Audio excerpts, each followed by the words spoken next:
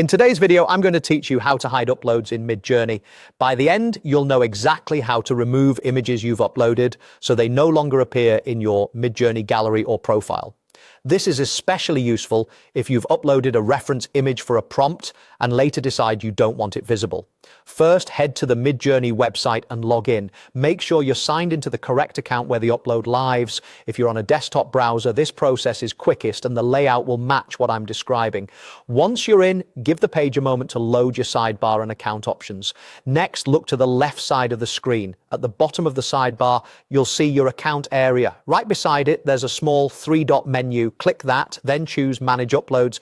This opens a dedicated page that lists the images you've previously uploaded to Midjourney, often used as references or starting points for your generations.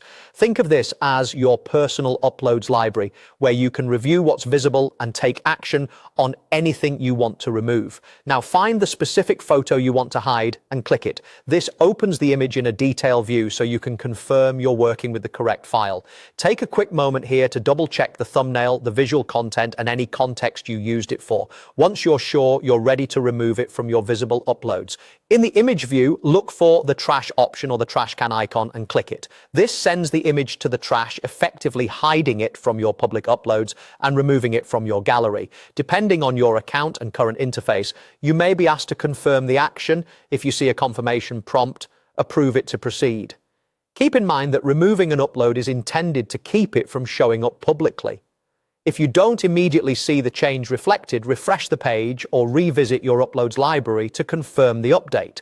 Also remember, if you use this image in past prompts, your generations will still exist, but the upload itself won't be listed as an available reference anymore. If you have more than one image to hide, repeat the same process. Select the image, then click Trash. It's fast once you get the hang of it, and that's it. You've learned how to log in, open Manage Uploads, select your image, and send it to the trash so it no longer appears in your visible uploads. Thanks for watching and happy creating.